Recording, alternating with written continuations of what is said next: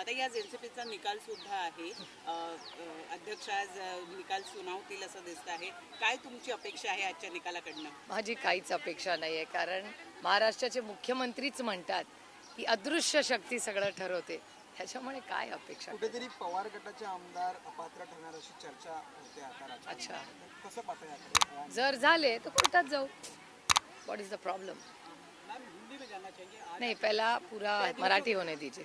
त्या दिवशी आपल्या वतीनं सर्वोच्च न्यायालयामध्ये याचिका दाखल करण्यात आलेली आहे. काय महत्त्वाचे मुद्दे त्यामध्ये टाकण्यात आलेले आहेत? महत्त्वाचा मुद्दा एवढाच आहे की फार त्याच्यात रॉकेट सायन्स नाही आहे की राष्ट्रवादी काँग्रेस पक्षाची स्थापना आणि फाउंडर मेंबर आणि प्रेसिडेंट हे आदरणीय पवार साहेब आहेत. कालही होते, आजही आहेत आणि उद्याही राहतील.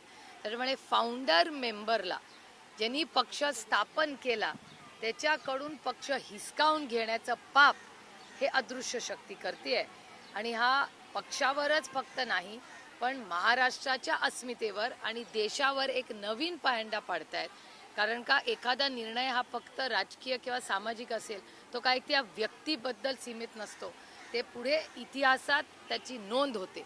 त्याच्यामुळे ज्या फाउंडर मेंबरनी, ज्या माणसांनी पक्ष काढला त्याच्यावर अन्याय करून त्याच्याकडून पक्ष आणि त्याचं चिन्ह हिसकावून घेतलं जात आहे, ह्याच्या विरोधात आम्ही कोर्टात गेलेलो आहोत. सर, ताई, कालच्या बैठक सुरू असताना बाहेर काही वावड्या उठल्या की राष्ट्रवादी ही काँग्रेसमध्ये विलीन केली जाणार आहे किंवा तशी चर्चा आहे, काही लोकांनी तशी मागणी केली. आपण प्रत्यक्षतः बैठकीत उपस्थित होता, असं काही घडलंय का? माझी विनंती राहील की ज्यांनी पहिली स्टोरी ब्रेक केली ना त्यांना माझ्या खरंच मनापासून एक म्हणजे विचारत नाही येते आणि मी फार कुणाला काही ॲडवाईस द्यायला जात नाही, पण राहील की स्वतःच्या क्रेडिबिलिटी तरी असल्या वावड्या उठवू नका. एक शेवटचा प्रश्न आहे की महाविकास आघाडीचे लखतर होताना दिसत आहेत, कारण आता अशोक चव्हाण बाहेर पडल्यामुळे कुठेतरी काँग्रेस सुद्धा जे आहे त्यांना विचारमंथन करावं लागतंय. त्यांचे काही आमदार फुटून बाहेर जातील अशी सुद्धा चर्चा आहे. हो, ते काँग्रेसच्या विरोधी जात नाही आहेत. उन्हाळा वाढलाय आणि आईसमुळे म्हणजे बर्फ, आईस. आता पुऱ्या महाराष्ट्राला आईसचा अर्थ माहिती आहे आणि मला नाही वाटत चॅनल्सला माहिती आहे, बच्चा जानते की कशामुळे लोक कुठला पक्ष किंवा विचारधारा सोडतात. त्यामुळे हा ट्रेंड काश्मीर टू कन्याकुमारी सगळ्याच राज्यात चालवलेला आहे. मला फक्त वाईट कुणाचंच वाटतं की त्या कर्तृत्वान कष्ट करणाऱ्या भारतीय जनता पक्ष, सॉरी भ्रष्ट जुमला पार्टी, सॉरी भारतीय जनता पक्ष यांच्या त्या जुन्या कार्यकर्त्या, कारण का भ्रष्ट जुमला पार्टी आज झाली आहे. ओरिजिनल ती भारतीय जनता पक्षच होता जो नैतिकतेवर चालायचा.